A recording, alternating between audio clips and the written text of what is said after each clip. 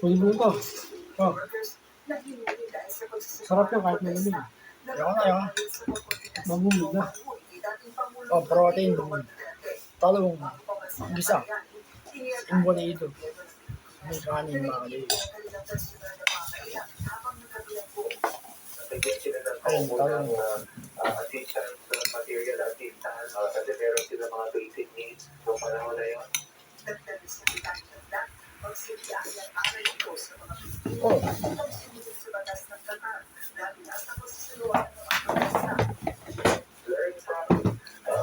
Hindi mo siya tawagin kita. Dapat eh. Alam naman natin na sa mga kababayan natin kailangan talagang sumunod sa regulations ng whole country. Kaya mo kumain, Daddy. Lalo na sa Kaya aspect mo ng transaction Ha? or Kaya mo kumain ulit.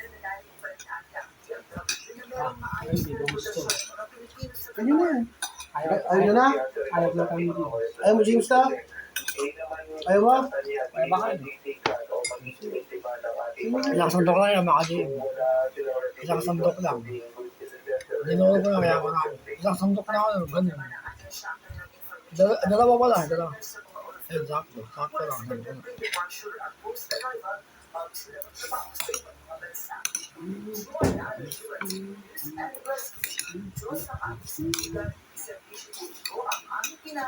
Sinihinit mo yan? Okay? Yes? Tapos na ang isinagawang investigasyon sa pagbagsak Sino ng ba? sinihit ng F-18 aircraft ng Philippine Air Force noong March 4 sa Mount Calabungan, Bukidnon, kung saan dalawang piloto ang nasawi. Ialis din ng Philippine Air Force ang anggulo ng mechanical error sa sabi ng aksidente. Ito ang palitan Ayun, yung bodido. sa kanlaki. Nakakaluto. Ayun, yung pala lang po natin yan. Sige na yung kulay.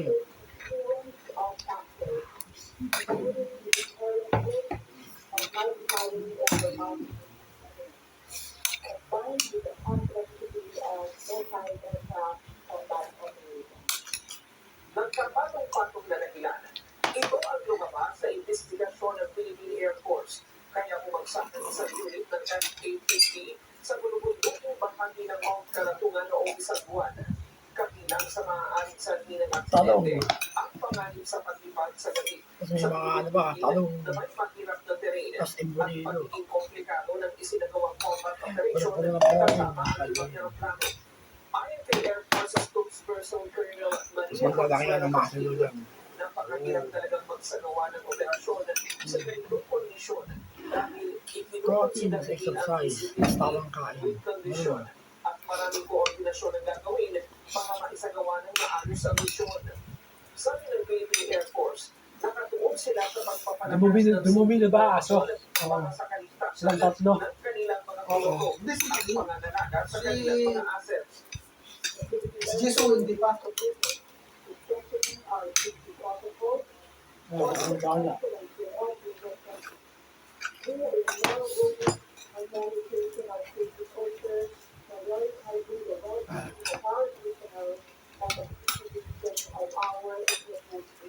Last day ng tatay ko ngayon, uuwi siya bukas ulit, mga kalili.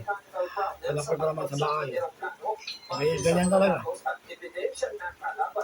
Pero okay lang. Kasama ko naman yung tatlong aso. Tsaka yung kapatid ko, tsaka yung nanay. Daddy, ba't tayo mo isama si James bukas? Ha? Okay lang. Ba't tayo mo isama si James bukas ng Belitis? Hindi ko maintindihan. Hindi, ba't tayo mo isama si James sa Belitis ka ako? Ang July. Pagawa ko pa yung nobela, magawa yung nobela. Sa July na ako sa kahit mga 2 weeks na, 3 weeks.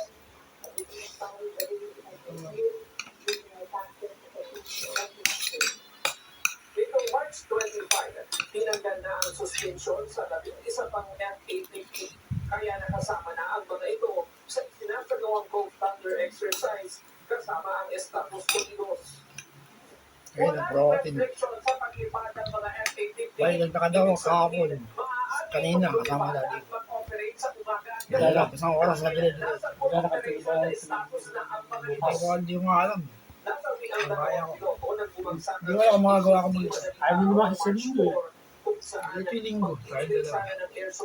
Saan gusto pumunta? Kasi nilakaran namin ni Daddy. Malaki dun sa likod. Malaki babilog na rin. Makapunta dati ng building. Kaya kami nasali yun kasi sa may tubig. Iisip ko na parang malaking Ano bilog nga yun. yung dinadaanan natin nag-iibay tayo ng gabi ah. Ayun. Susunod, ang ibang Madilim din ah. Hindi, sa hapon. Mga bandang 3. Hindi na mga aso pa din. Ang dami.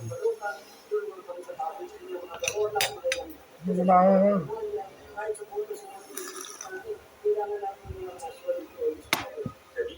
Ayun lang tayong pera sa ano. Inyokot namin ng 100 plus. Tapos pasal tayo sa loob ng Globo. Ano? Ay,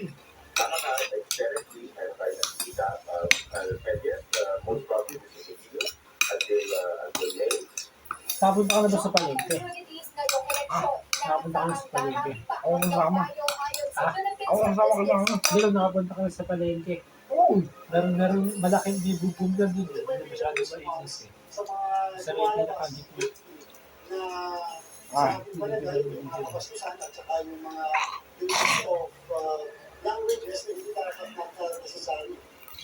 Pagpapastos at iba pang foul languages, ikinukonsidera ng election bills Nagkakamita ako ah. ground ng disqualification ng So, Commission of Elections. ay, di ba kaya?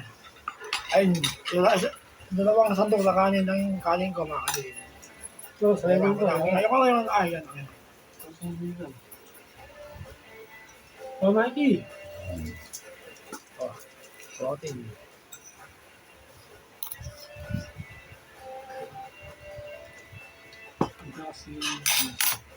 Ayun.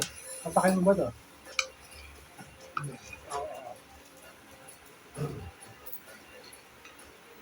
Mikey ka.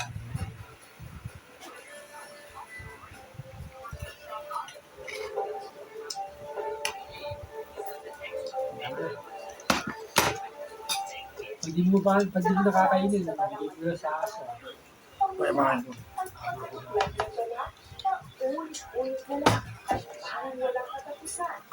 Magka-eczema na yan sa bahay. Ito, kumain ka rin, masarap. Hindi ko alam mga ka-Jim kung hanggang kailan ako mananatin sa bahay na ba. Hanggang ngayon, ganun pa rin ang sakit ng over ako sa ulo. Yung kinis ko, talaga na-apektuhan yung pag-iinit ko. Ginagawa ko ng exercise para gumaling yung katawan ko. Pero yung sa ulo, hindi na babago. Nahihirapan ako, ginatotoo. Sa ating legal system, may pagkakataon na isang akusado na pansamantalang makalaya habang iniinis ang kanyang kaso. Ito ang tinatawag na bail o piyansa. Pero paano nga ba gumagana ang bail o piyansa? Sino ang pwede magpiyansa at Ayos na. kailan ito tinatanggihan? Sasapon tayo yung video.